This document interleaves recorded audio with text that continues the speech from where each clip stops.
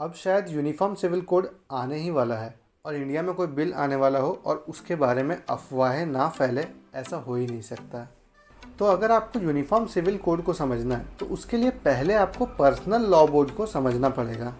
देखो, इंडिया एक diverse country है जहाँ दुनिया के ऑलमोस्ट सारे रिलीजन के लोग रहते हैं और इंडिया एक डेमोक्रेसी भी है। तो इसीलिए आर्टिकल 25 इंडिया में रह रहे हर एक सिटीजन को अपना रिलीजन प्रैक्टिस और प्रोपगेट करने के राइट्स देता है। और इसी तरह आर्टिकल 26 हर किसी को अपने रिलीजियस इंस्टीट्यूट्स क्रिएट और मेंटेन करने के साथ साथ अपने रिलीजियस मैटर्स को खुद ही सॉल्व करने के भी राइट्स देता है। और इसीलिए इंडिया में हर रिलीजन के पास अपना पर्सनल लॉ बोर्ड है जो कि शादी, डाइवोर्स, एडॉप्शन इस तरह की चीज़ों को रेगुलेट करता है, यानी कि इन सब के कायदे कानून बनाता है जो कि रिलीजियस मेथड्स पे बेस्ड होते हैं। तो फिर प्रॉब्लम क्या है? प्रॉब्लम यह है कि कहीं ना कहीं दुनिया की सारी सोसाइटीज़ हिस्टोरिकली पेट्रियार्कल रही है, यानी कि मेल सेंट्रिक रह चुकी है। और इसका रिफ्लेक्शन हमें इन पर्सनल लॉज में साफ दिखाई देता है, जहाँ शादी और डाइवोर्स जैसे चीज़ों में मेल और फीमेल को इक्वली ट्रीट नहीं किया जाता। एग्जाम्पल के लिए ये ले लो, कई जगहों पर विडो रीमैरिज अलाउड नहीं है, यानी कि अगर आप एक विधवा हो तो आप दोबारा शादी नहीं कर सकते। कई जगहों पर पॉलीगैमी अलाउड है, यानी कि आप एक साथ मल्टीपल मैरिजेस कर सकते हो, लेकिन ये सिर्फ मेल्स के लिए है, फीमेल्स के लिए नहीं। कई जगहों पर फीमेल्स को प्रॉपर्टी होल्ड करने के राइट्स नहीं है और कई जगहों पर लड़कियों की शादी की लीगल एज आज भी 15 साल है।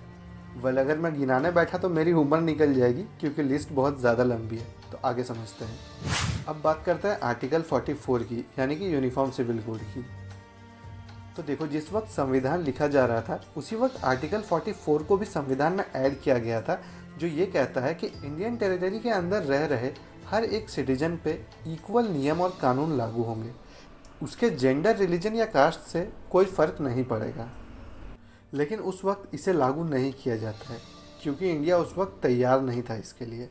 और कोई भी ऐसा लॉ जिसमें एक रिलीजियस एंगल होता है उसे इंडिया में अप्लाई करना आज भी बहुत मुश्किल है, क्योंकि लोग र्यूमर्स पे ज़्यादा भरोसा करते हैं। तो इसीलिए इस लॉ को उस वक्त फ्यूचर के लिए छोड़ दिया था, ताकि सही वक्त पर जब इंडिया इसके लिए तैयार हो तभी इसे इंडिया पे अप्लाई किया जा सके। अब वो सही वक्त कब आएगा पता नहीं, बट एक सवाल तो अभी भी है कि इस लॉ के आने से क्या होगा। ऑनेस्टली कहूँ तो कुछ नहीं। या आई एम सीरियस। इस लॉ के आने के बाद ओवरनाइट तो कुछ नहीं बदलने वाला, बट ओवर टाइम ज़रूर बदल सकता है। गवर्नमेंट ने तो दहेज को भी बैन किया था, बट आज भी दहेज ली जाती है। लेकिन दहेज को इंडिया में इलीगल करने के बाद एक रास्ता खुल गया उन औरतों के लिए जिनसे दहेज की मांग की जाती है। अब वो इसके अगेंस्ट कोर्ट में अपना पॉइंट ऑफ व्यू रख सकते हैं। ठीक उसी तरह आने वाले वक्त में domestic violence, extra marital affairs और डाइवोर्स इश्यूज़ को लेकर लोग सीधे कोर्ट में जाएंगे, जहां हमारा जुडिशियल सिस्टम संवैधानिक तरीके से अपना जजमेंट पास करेगा, ना कि किसी रिलीजियस तरीके से। एंड आई एम होपिंग आने वाले वक्त में सेम जेंडर मैरिज को भी इंडिया में लीगलाइज कर दिया जाएगा। वेल, यूसीसी का आना सही है या नहीं, ये डिसीजन मैं आपके हाथ में छोड़ता हूँ। बट मैं चाहता हूँ कि आप एक बार अपने पर्सनल बायसेस को साइड में रखकर ये सोचे कि आप अपने आने वाले जनरेशन्स के लिए किस तरह के लॉज चाहते हो। मैं इस वीडियो के डिस्क्रिप्शन में पर्सनल लॉज के लिंक दे दूँगा, आप चाहो तो जाकर देख सकते हो और उसे पूरा पढ़ने के बाद ही डिसाइड करें कि आपको इन लॉज की ज़रूरत है भी या नहीं। बाकी सब बढ़िया।